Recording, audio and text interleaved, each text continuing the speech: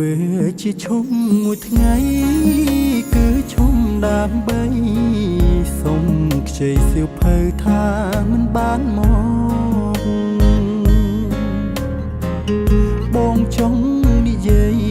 នឹងអូនផ្ដាំស្នេហ៍ពន្លកស្នេហាទៅមកដូចទឹកនឹងត្រីបងសរសេរសំបុត្រស្នេហ៍ដាំងក្នុងសៀវភៅមានមេដោយមានសំណេរស្នេហ៍យ៉ាងពិរងមិនដឹងអូនគិតយ៉ាងណាខឹងបងឬ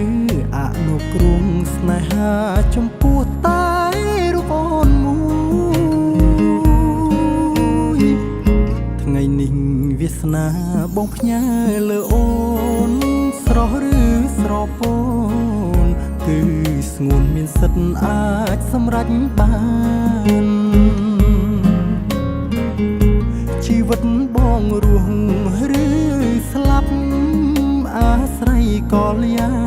នស្នេហ៍មានន័យបានលូអូនប្រណី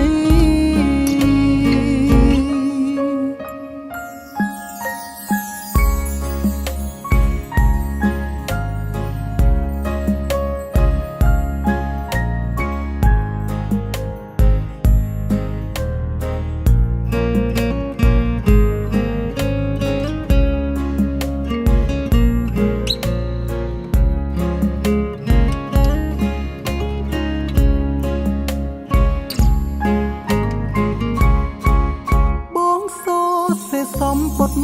ស្នេហ៍ដាំងក្នុងសៀវភៅមានមេដោយមានសំណេរស្នេហ៍យ៉ាងពិរងមិនដឹងអូនគិតយ៉ាងណាខឹងបងឬអនុគ្រងស្នេហាចំពោះតែរូបអូនមួ